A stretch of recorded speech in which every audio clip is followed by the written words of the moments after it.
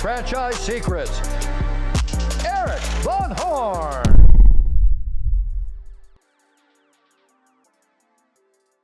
If you're not a part of the Franchise Secrets Facebook group, what are you waiting for? It's franchisesecrets.com/Facebook. I cannot believe how valuable this group turned out to be. When someone asks a question, the feedback is honest, authentic, very helpful, and it's from multiple perspectives. If you're not sure that you're getting the most accurate information about franchising, then check out the largest, most helpful Facebook group in all of franchising. Whether you're a Z, a Zor, a buyer, or investor, join our free Facebook group at franchisesecrets.com/Facebook. Today, I hosted Justin Mink. Justin's franchise guy, entrepreneur, and he's an EOS implementer, professional EOS implementer.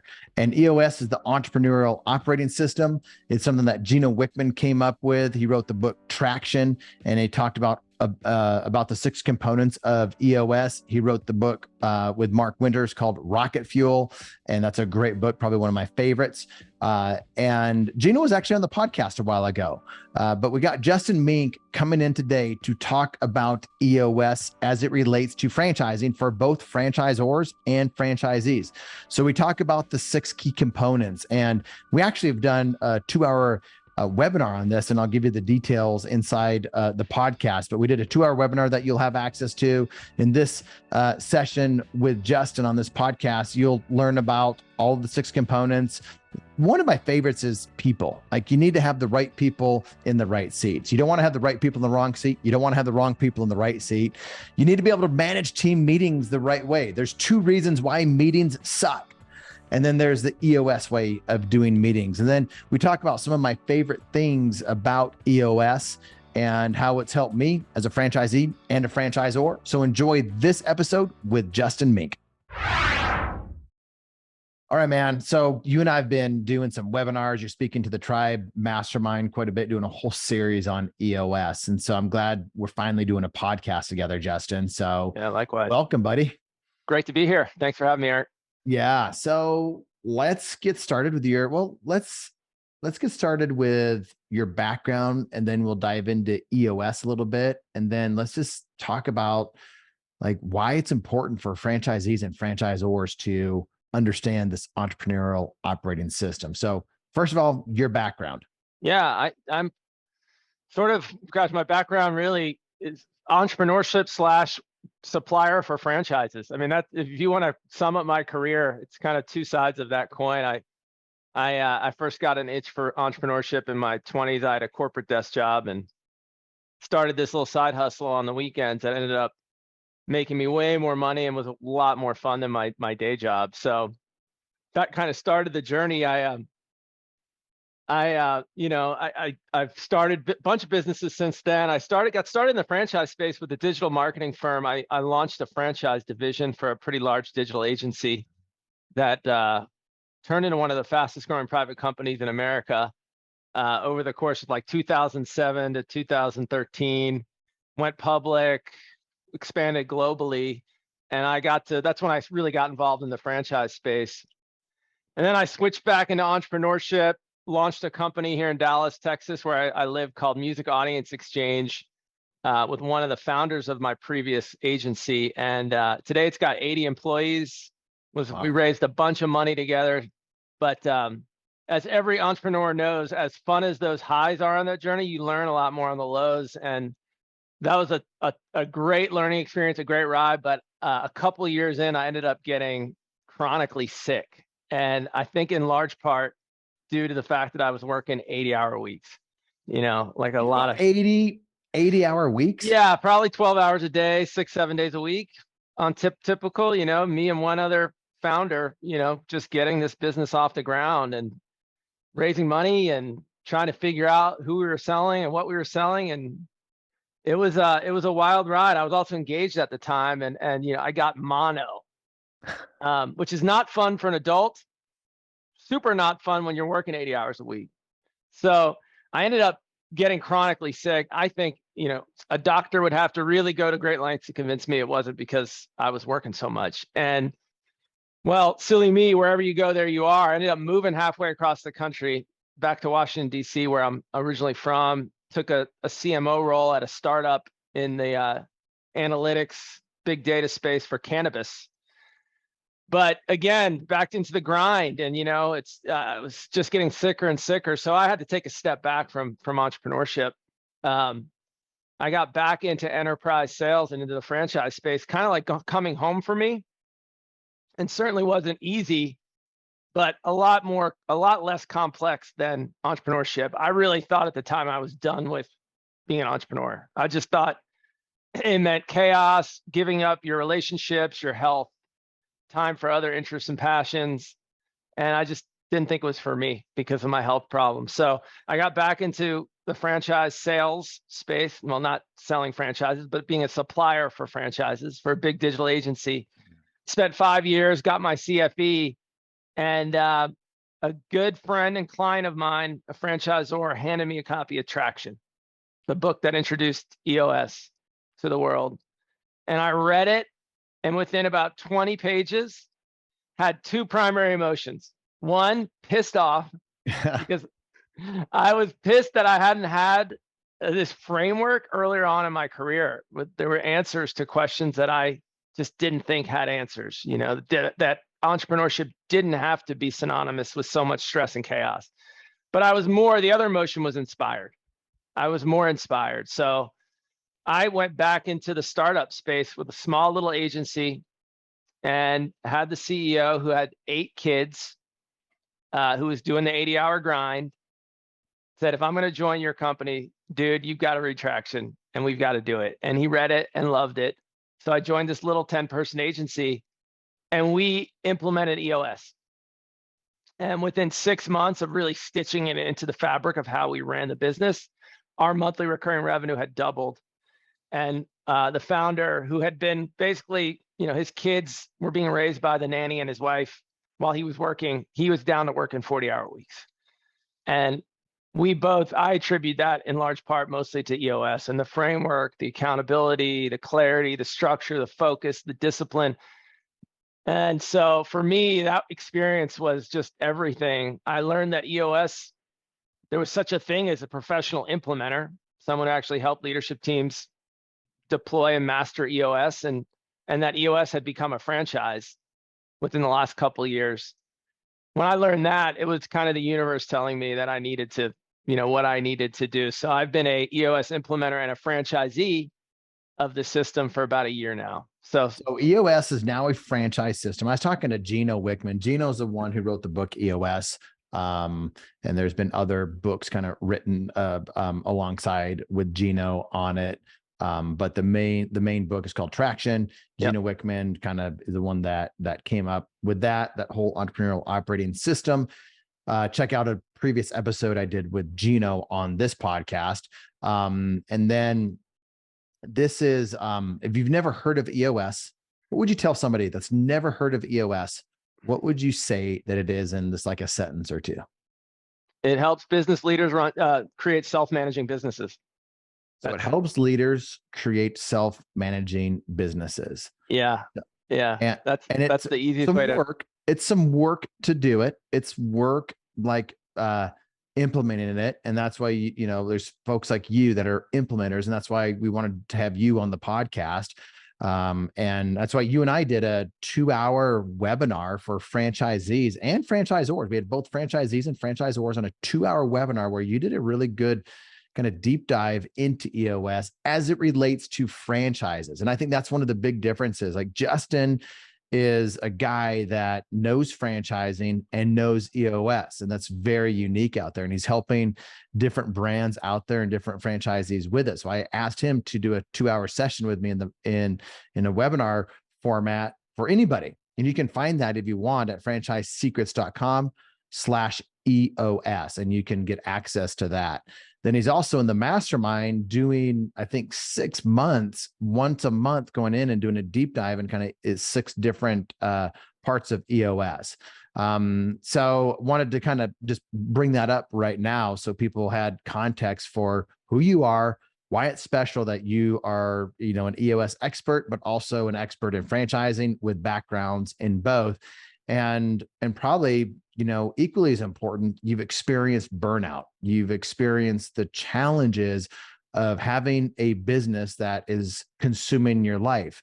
And you and I've both seen it, Justin. People get into franchising because they don't want that, and they find themselves, I had someone applying for the mastermind today, and they're concerned about spending a little bit of money, and yet they are like driving themselves crazy and they're crying out for help. I'm like, join the mastermind, dive into the EOS stuff, and there's going to be so much help for you, but they're just so frazzled with their business. So what would you say to that person, that frazzled business owner that has so many things that they're trying to juggle, and they're like, EOS, that's just another thing that I have to juggle, I have to learn, and I have to do? Like, what would you say to that person? Well, first of all, kudos to them and to you for encouraging the community and the support that the community offers. I don't think it's exclusive to franchising, but I do think it's a special part of being within a franchise community, is emphasis on community, right? The support, the fact that people have been there. And if you're part of a community that really cares about helping one another, there's really no circumstance that you can face that someone hasn't been through before. And that you can lean on them for their expertise, experience shares, real world stuff, not theoretical stuff. And so, I mean, for me as a franchisee, the community of EOS implementers has been instrumental in my success and in my happiness, gratification. Everybody is super helpful, and implementing EOS is a science, it's discipline, it's an art, it's a lifelong journey of mastery. And I have a community of 450 other folks like myself who want to help each other and help each other help our clients. So kudos and good on you and them for kind of creating that community. I mean, I would say as far as EOS goes, to be a little bit more descriptive, it's a simple set of proven practical tools that helps harmonize and orchestrate all the moving parts and pieces of an entrepreneurial business to help leaders really get more of what they want from the business and live more balanced lives. I get it. Like you said, we've been there where business has dominated our lives to the extent that it's pushed everything else out, and we wake up exhausted every day asking ourselves, what the heck are we doing this for? It doesn't have to be that way. And we call it the EOS life. You could have a successful career while living the exact kind of life that you want on all fronts: personal, family, professional, and everything in between. And I think so many entrepreneurs, we all start, and we're, our baseline mode of operation is like pinball, reactivity, chaos. Work 12 hours and end the day knowing that you were busy all day, but having no clue what you accomplished or whether or not you moved any closer to the achievement of your vision. And so I compare EOS to like for those basketball fans out there, kind of the triangle offense. Michael Jordan was an artist, arguably the greatest basketball player of all time, but he operated within a very structured framework. And that framework actually tapped into his artistry and helped him express his skill, his talent in a way that was channeled most directly and productively. And that's what EOS does. It's a framework, it's tools, it's actionable, proven things that a business can do just to stay on track, to instill accountability, to ensure that they have all right people in right seats in the business, to use their values to attract the right people, to ensure there's discipline and focus on the things that matter most, and everyone's rowing in the same direction towards the achievement of a clear and compelling vision. It just does all of that and almost dummy proofs the business for leaders so that they can just focus on execution. So yeah, to your point, you have to lean in. There's initial discomfort because you're changing behaviors, you're changing patterns, but ultimately, once you start to really breathe EOS, I've seen the transformation happen, and within my own business and within the clients I help, I see the light kind of flip, the switch flip when they get it and it starts to really work. And it's pretty magical when it really all takes hold. So here's the deal with the Franchise Tribe Mastermind. It's full of a bunch of successful franchisees across many different industries, many different brands, and you get to be a part of that. Now, if you've had any level of success in franchising, you've probably been around top performing Z's in your current brand. So think about that. And if you could do that with 40 plus different brands, industries, franchisees, that's the value in the mastermind. I bring in some of the best speakers in the world. We talk about some topics that will never be talked about anywhere else. So if you're interested in being a part of a group like that, check out franchisetribe.com. So you use a lot of EOS language there. To the listener that has not been in EOS, they're hearing, right people in the right seats, and all these different things that you were sharing, vision and all this different stuff. And they're like, I've heard those words before. There's a bunch of words, but everything that you just said, there's context for it within the entrepreneurial operating system. Mm-hmm. So let's take a step back. There's really there's entrepreneurs that are just very entrepreneurial. They're very visionary. They're very different than like an operational oriented person, like a COO. I think there's a difference between a COO and someone that's just a visionary entrepreneurial. And one of the books kind of within that, EOS, family is called Rocket Fuel. And Rocket Fuel is a shorter book. Traction is a very it's a very more in-depth book. Rocket Fuel is a book that kind of breaks it down for those that want more of a Cliff Note version of what EOS is, I would say. And it really breaks down the difference between a visionary and an integrator. And so let's start there. If a franchisee is they have lack of structure, they have lack of goals, they have lack of, they have a lot of things that they want to get done. They have a lot of goals that they want to get done. They don't have defined timelines. They're never really reached their goals because they don't really know if they're on target or off target, on track, off track, or what kind of alignment there is with bigger goals. Let's start with, let's help that person understand who they are or who they might be, or at least understand the difference between a visionary and an integrator, so they can kind of step into their own role and see who else they might need on their team to help where they're weak. Yeah, so, that's good starting point. And I think you and I talked about this. You and I, if I remember correctly, we kind of had the same revelation when we read Traction about the fact that we're both visionaries, and how freeing that was when we finally read something that articulated something kind of we knew in our heart, and that personally I felt deficient about, but really was a strength in reality. So there are two types of leaders at the very top of a typically an organization: the visionary, who is a creative problem solver, typically a founding entrepreneur, strategic thinker, has a million ideas, and owns big relationships, but hates getting in the minutia and in the weeds, and can't stay focused and disciplined to stay on track and row in a singular direction without the shiny object, the sexy thing kind of distracting them every quarter. And then you just described me. You just described me. Like, that's who I am. I'm that to a T. And then the integrators, the person who harmonizes and orchestrates and aligns all the different functions of the business to make sure everyone's executing in alignment towards achieving that compelling, clear, mutually agreed upon vision of where the company's going and how they're going to get there.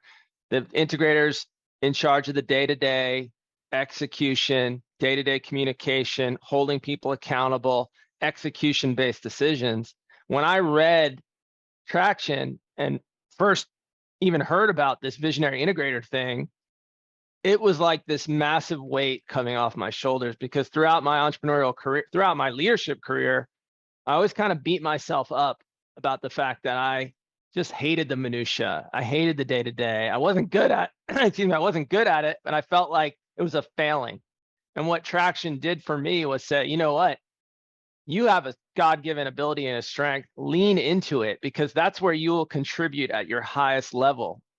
And there are people out there in this world, whether they're in your organization today or not, who also are God-given talent and ability and were born to do the integrator role. And when you can identify those two crystallize their unique roles in the business and where they're uniquely held accountable, that is rocket fuel for the business. And so for me, it was like, wow, not only am I allowed to be a visionary, I should lean into it and delegate everything else that's not visionary off my plate, because that's not only where I contribute the most, that's what keeps me from burning out, because that's what fills my cup. So that's like, if you can identify as a founder or an executive leader, and you can identify clearly if there's a visionary and the integrator, and crystallize those two roles, those two seats, and the roles, the 5 things each leader uniquely owns and is accountable for, that is pouring rocket fuel on the business. That is a yin to the yang that is incredibly powerful. So franchisees, some of you are visionary and some of you are integrators. I think hopefully this will be freeing to some of you visionaries that are looking at some of the top franchisees in the system that you are around, and they're probably integrators, and there's going to be, and vice versa.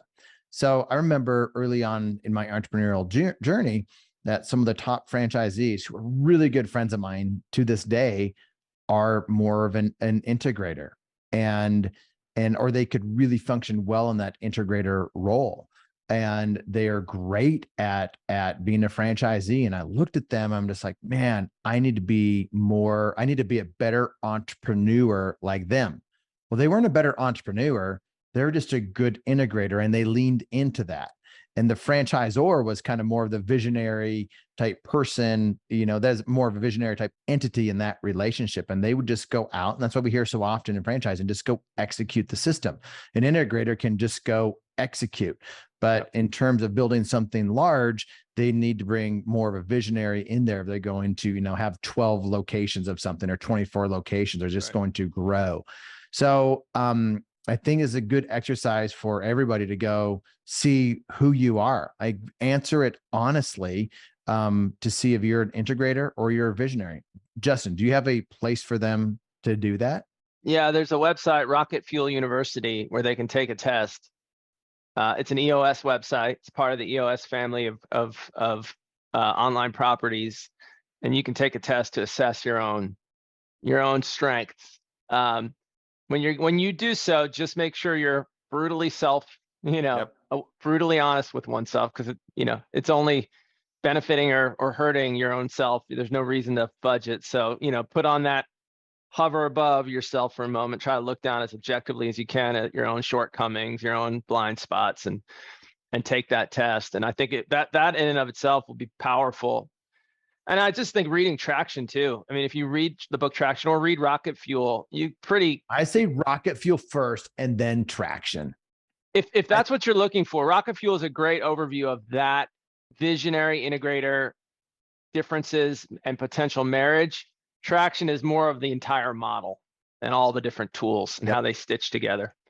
That's exactly it. So again, if you want to look at that webinar that Justin and I did, go to franchisesecrets.com/EOS, and you'll be able to do a deep dive. I would get Traction and Rocket Fuel and take that test. So you work with a lot of different brands. Like you work with different franchise brands. You work with some like family of brands where different organizations have multiple brands under their umbrella. What would you say? Do you know the percentage out of like all of the different brands that you work with, the percentage of franchisees who are visionary versus integrator? Have you ever looked at that?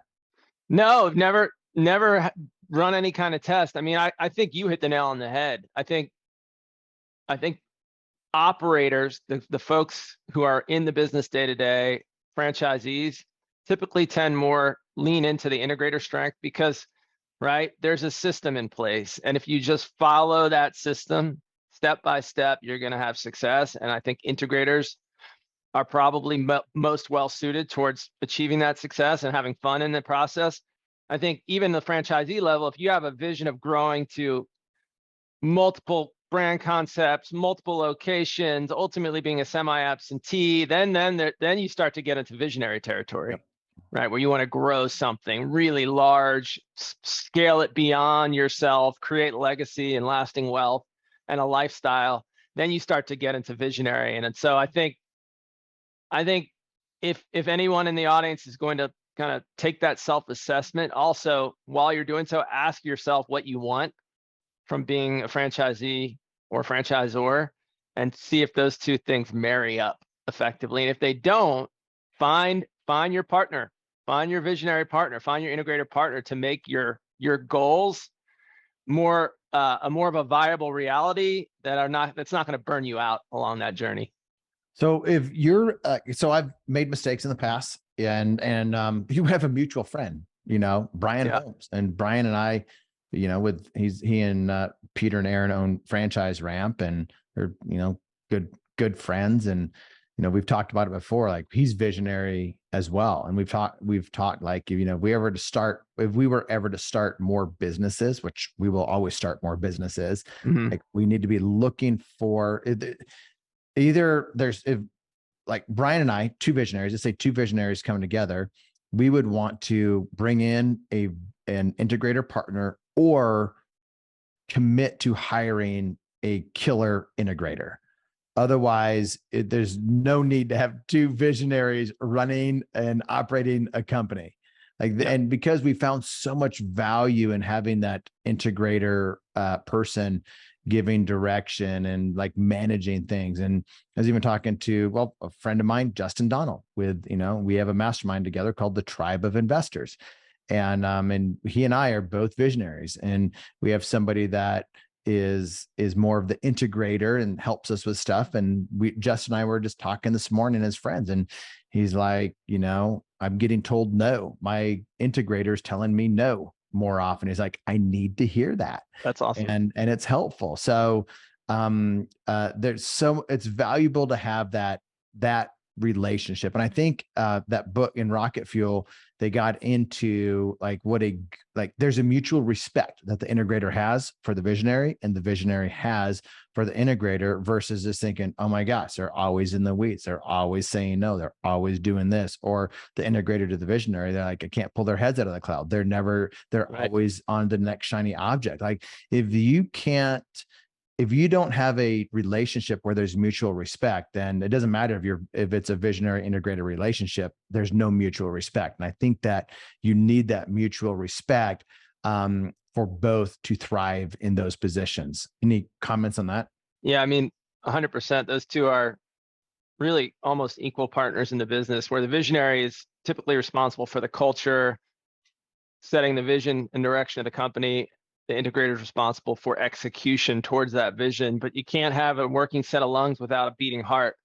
You can't have a warm beating heart without a working set of lungs. And so mutual respect, and there's something called the same page meeting that provides a little structure towards making sure that relationship stays super aligned and connected, but allowing each other the freedom to own their respective parts of the business. So yeah, I 100% mutual respect and having a cadence of communication that keeps those circles connected will make that relationship sing. But hey, Erik, I would love to talk with the time we have.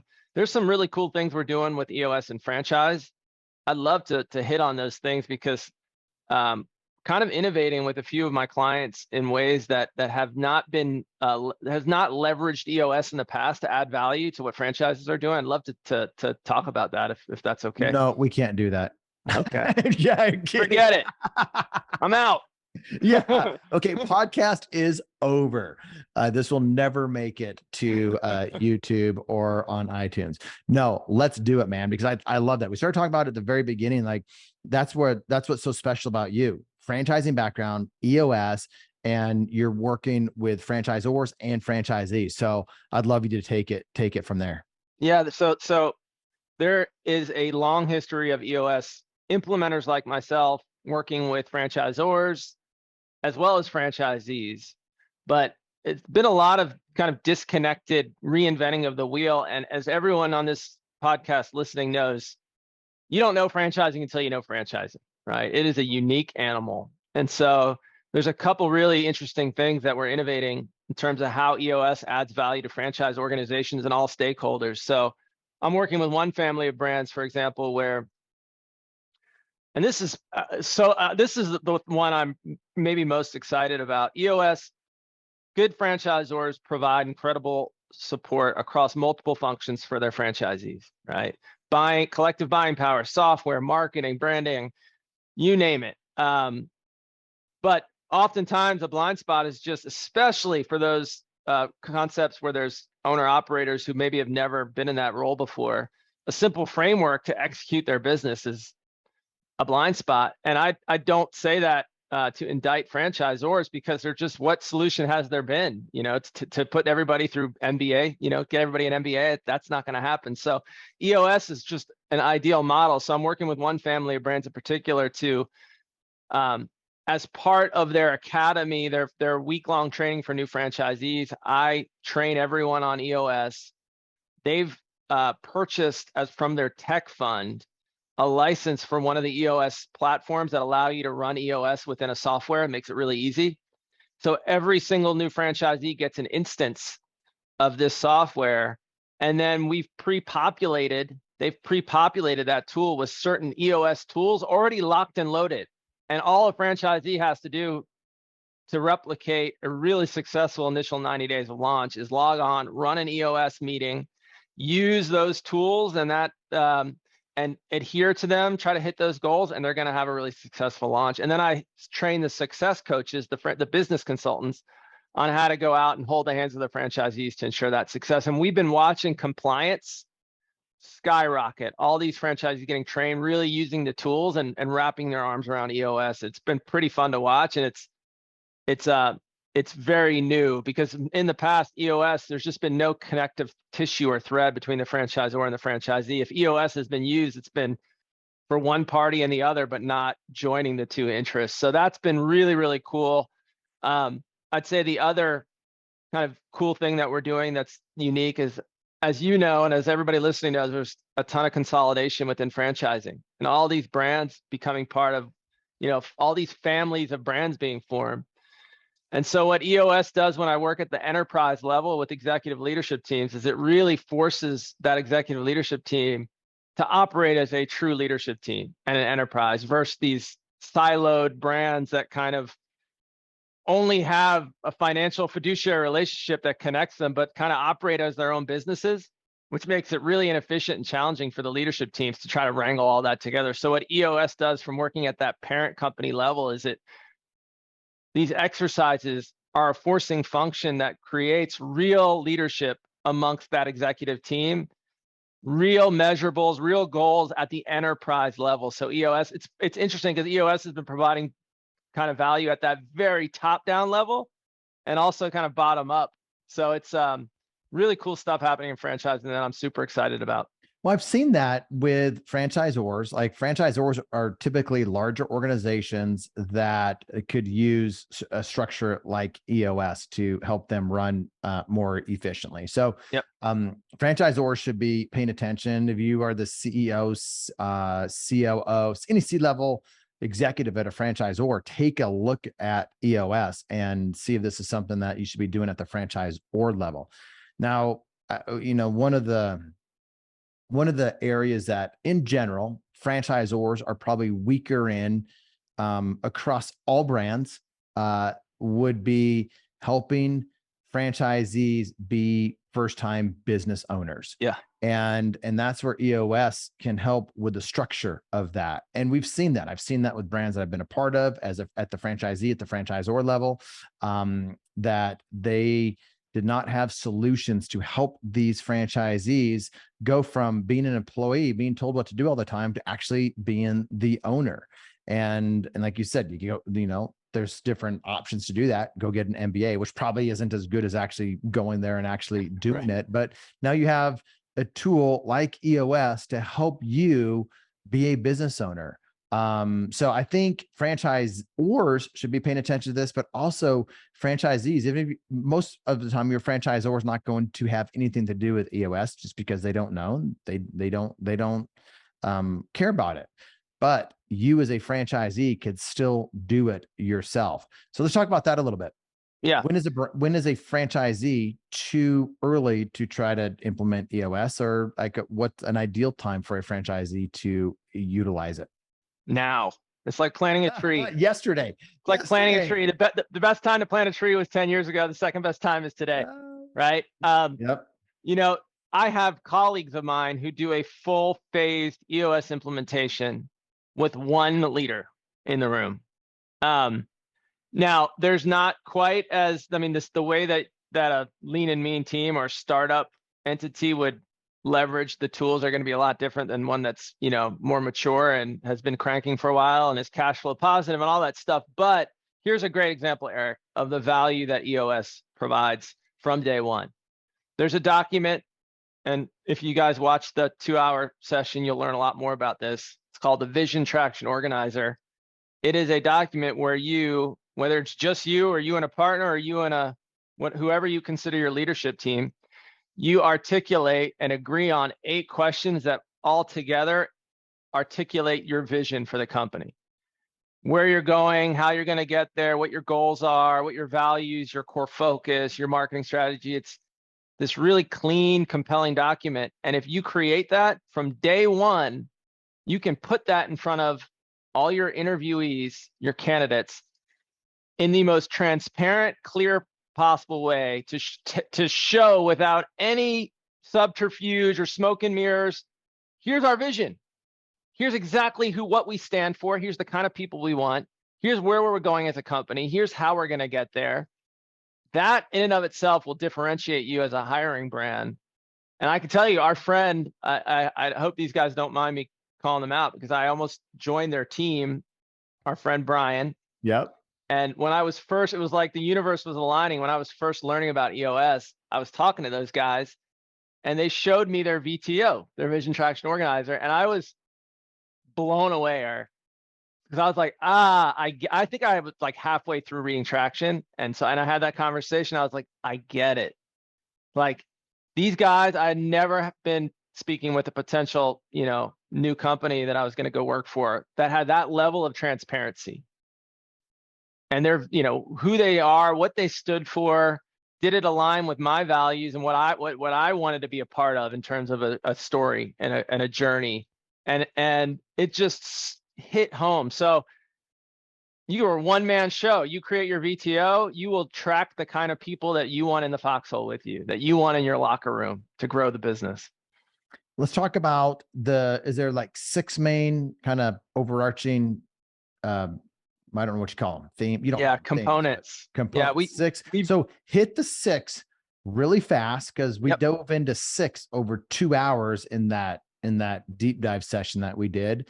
Then I want to hone in on right people in the right seat. So give the 6 and let's talk a little bit about right people, right seats.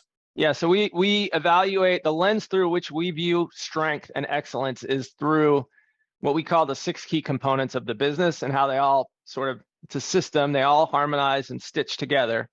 But there are 6 key components and our goal is to get a business running on EOS strong in each one of these 6 key components. So it's vision, agreeing on where you're going and how you're going to get there as an organization. People, it's kind of cutting through all the noise out there about superstar player and, you know, top performer and really getting to the heart of what makes for great people in your organization. There's data, which is running the business on a small set of hard facts, figures, information that help inform your decision making, help augment your entrepreneurial instincts to make better decisions as opposed to just using emotion, ego, you know, to fuel how you make decisions. There's issues, which is getting great as a team at lining up your issues as they arise and knocking them down forever for the good of the business. There's process, which is just doing the most important things the right way every time by everyone to create more scale, more revenue, more profit, more fun. And then there's traction, which is bringing the vision down of the business into the ground and executing towards the achievement of that vision every day with discipline and accountability. So those are the 6 components. And again, we dove into each of those. Go to franchisesecrets.com/EOS and 2 hours on those. Attention franchisors, if you are not bringing in many of the right franchisees, sales are slow. It's stealing too much of your time as a founder trying to award franchises to the right franchisee. There's a better way to do it. That's why I started the Franchise Sales Mentor. If you want to have access to the information, the techniques, the ways that the best franchise sales organizations are awarding franchisees, then you might want to check out the Franchise Sales Mentor. The reasons that franchisors join is because they want access. They want access to my Rolodex. They want access to my connections. They want access to shortcut both short-term and long-term success to increase enterprise value to their brand. Let's talk about people. New entrepreneurs get people wrong so often. One of my coaching clients was asking about something with people, and I just hear that all the time. Like they have the wrong people in the wrong seats, or they have the right people in the wrong seats. But talk about people, talk about get it, want it, and things like that.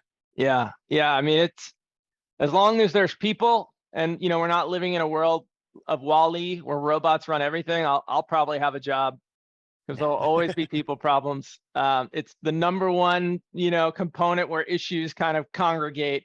And there are the goal within an EOS business is to use real tools to ensure that to use the Jim Collins analogy, right people in right seats on the bus.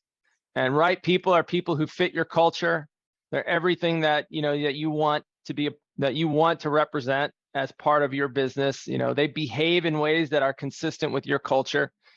And right seats are people who are great at their job. They get it.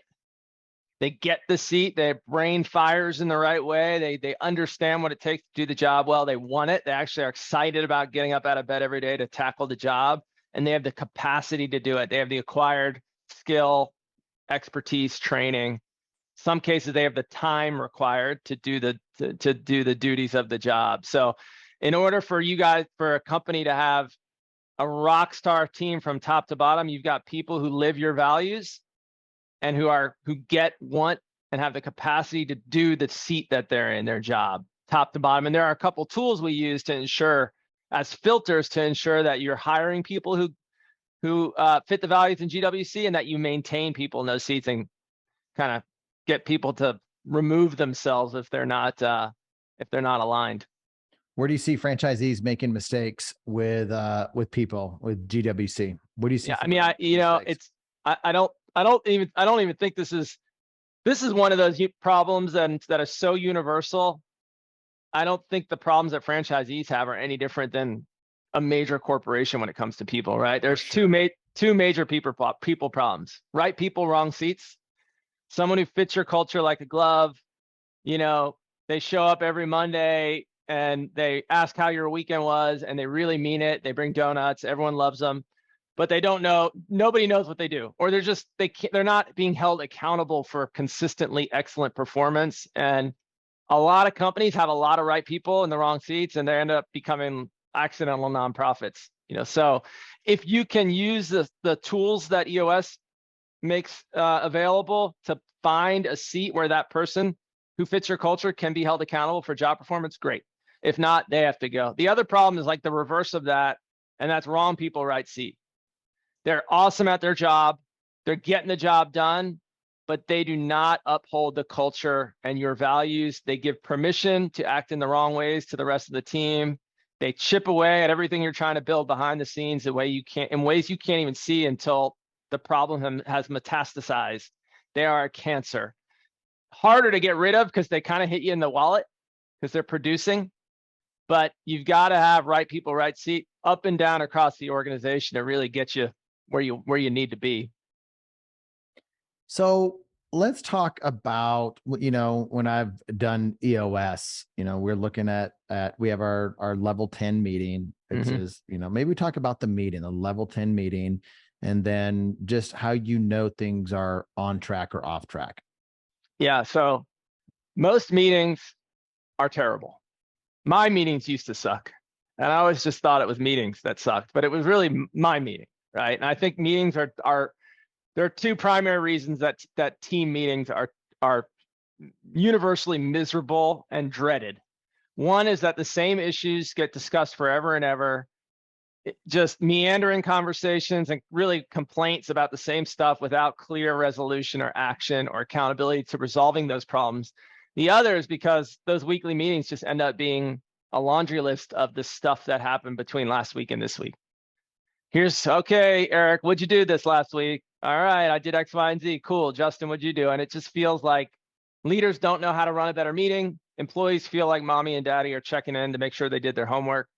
So meetings just are like the place to go where nothing gets done. It just feels like you have to check that box. So what EOS does is create a framework, an agenda that teams can really work together to get good at, like you would learning an instrument or how to play a sport. You kind of build a muscle and a rhythm on how to go through top to bottom to coalesce all the issues you're dealing with, make sure everyone's aligned on working towards and tracking towards achieving your priorities for the quarter, all the measurables you do on a week-by-week basis to evaluate the health of the business, kind of check the pulse of the business on a weekly basis, uncover any issues with your employees or your customers, and then a very methodology for problem solving we call identify, discuss, solve, that once leadership teams get really good at, creates the time of the week that is absolutely the most valuable time where problems truly get solved and progress is demonstrably and measurably made every week. So how does that look in real life? IDS. How does that identify, discuss, solve? In real life, what does that look like? Yeah. So every week there is a format, an agenda that leaders are populating with all the hot button items that come up, all the quote unquote issues, which could be problems, could be ideas, opportunities, really anything that the team needs to look at together as a collective group and prioritize and potentially solve for. Then during the meeting, there's a reporting review section that is painfully brief. You have what we call rocks, which are quarterly priorities for each individual leader in the company. And you basically just go through them every week, on track, off track. That's it. These are our top 3 to 7 absolute must do or die priorities for the company and then for each department and the leader that owns that department. On track, off track. If you're off track, you do not discuss, you just drop it down into IDS. You add it as an issue. Then you have your scorecard measurables, which are a set of maybe 5 to 15 activities-based weekly numbers that you look at every week. You have goals, minimal acceptable standards for that number, or thresholds you aspire to achieve. Activities-based, so it's not reporting on the past, it's helping you kind of predict the future, giving you a snapshot of trends in the business for things like leads or accounts receivable. Off track, on track. Do we hit our goal or not? Anything off track, drop it down. And then so when you say drop it down, so you're in a meeting, you are discussing stuff, it comes to this thing called rock, called the thing that is being discussed in the meeting. Yeah. Typically a lot of meetings, you just say, well, this is what I'm working on, this is why it's this, blah, blah, you just go down a rabbit hole that you don't need to go down.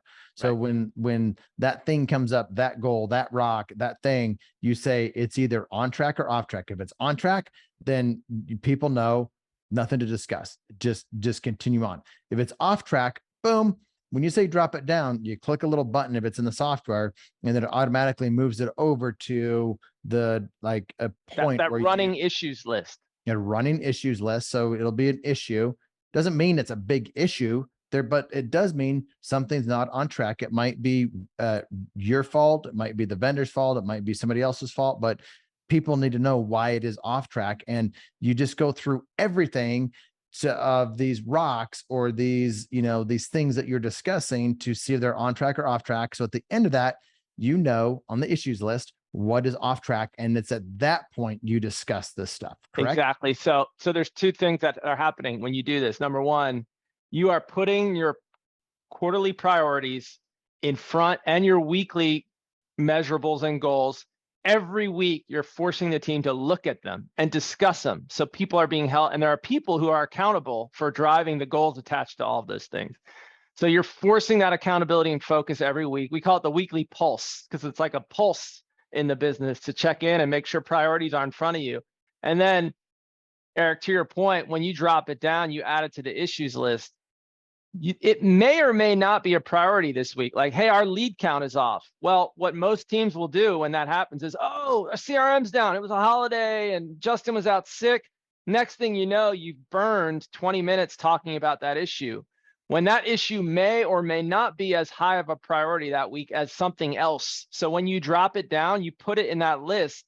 When you get down to that list, then you can look at every issue and then say, okay, what are our priorities this week? Because if we only tackle one issue and solve for one issue as a team this week, it's got to be our top priority. So you prioritize 1, 2, 3, and then you identify, discuss, and solve. You identify, is this the symptom or a root cause? Because we don't want to just tackle a symptom and put a Band-Aid on something painful. We want to dig underneath and really identify what the root underlying issue is. We want to have a very brief discussion where everyone who has something to say says what they have to say once, because anything more than anytime anyone repeats themselves, it's just politicking. So no one can dominate the conversation. You have to hold each other accountable. Like, Justin, we get it. You feel strongly. Let's see what Erik has to say. And then you solve a specific, measurable, attainable, relevant, and timely resolution that pushes the ball 10 yards down the field. So that next week, when we get back together, we solved this issue, and Justin was going to do X specifically by this time next week, so that next week, when that meeting comes around, we can say, hey, Justin, did you do X?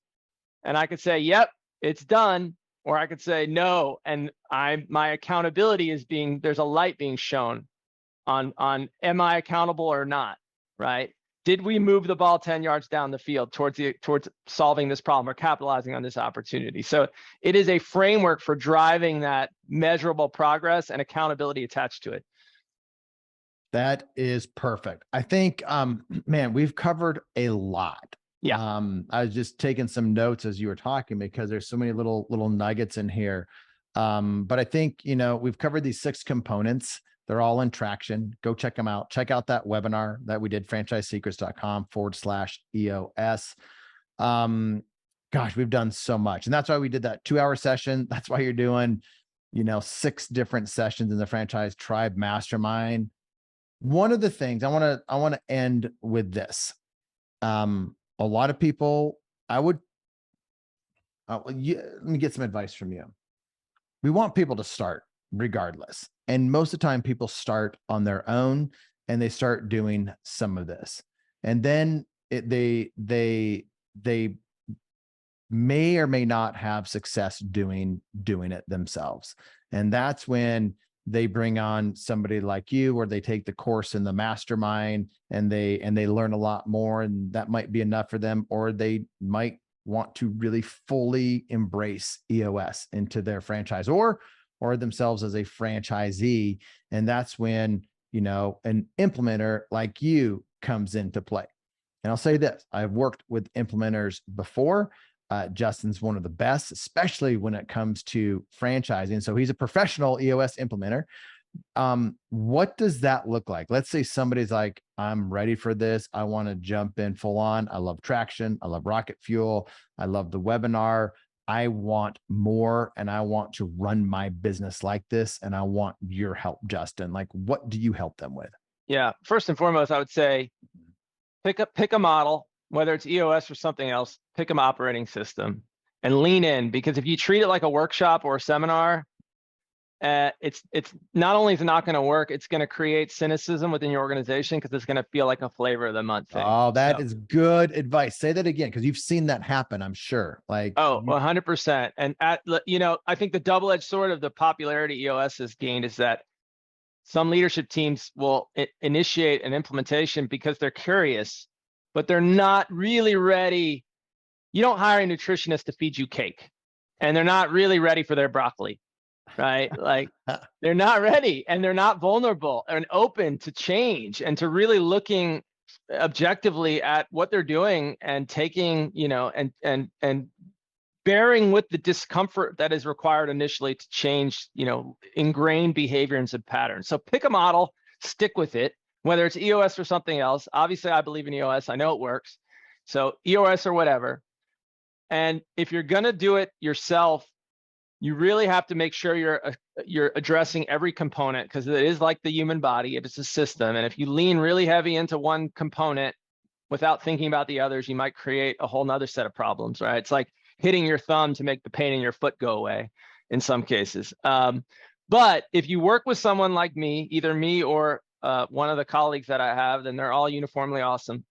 We're like, but they're all not quite as awesome as you. I'll say that. You don't have to say that, but that's my personal opinion. But keep going, buddy. Well, thank you, Erik. I'm humbled by that, and I appreciate it. It means a lot you saying that. But we're like a third part. We're like a coach, coach, teacher, facilitator. I teach clients on how to use the tools so that they ultimately master them, and just it's how they move in the business. I facilitate problem solving because 99% of the time, the answer is in the room. I work in a phased implementation. Typically, the average engagement is around 10 full day sessions spread out over 2 years, at the end of which time a client, I've worked my way out of a job because they don't need my help any longer.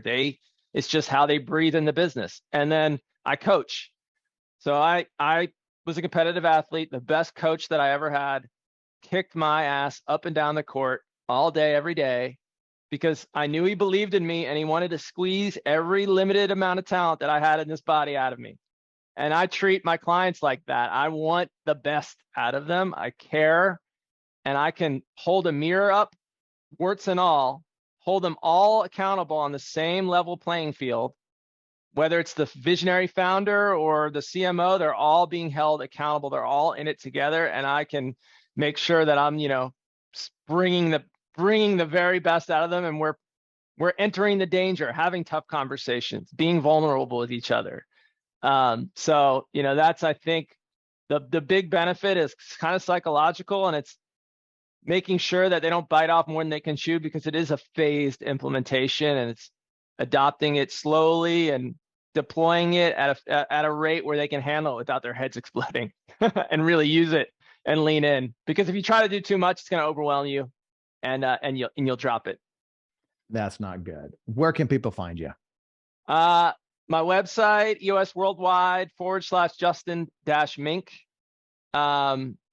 And I'm all over LinkedIn. I post every day about EOS leadership, finding balance and flow in business and life. So you could just look Justin Mink up on LinkedIn and you'll find me there too. We need to get you more active in that Facebook group talking about EOS stuff. So, I'd love to. Yeah, I would love to. Let's talk about that. I'd love you to be sharing more about EOS in the Facebook group. So, well, buddy, I appreciate you helping out with the Franchise Tribe Mastermind so much, giving so much to them, and just what you've done in the franchise community. So thanks for coming on. Absolutely, Erik. Likewise, man. Your group is awesome. You do such great work for the community as well. So it's a privilege and an honor to be here. It was a lot of fun. Thanks for listening to this episode of the Franchise Secrets Podcast. Whether you're watching or listening, please make sure to subscribe to my YouTube channel and to whatever channel you're listening on. If you want my help with anything from buying a franchise to franchising your business, please visit franchisesecrets.com.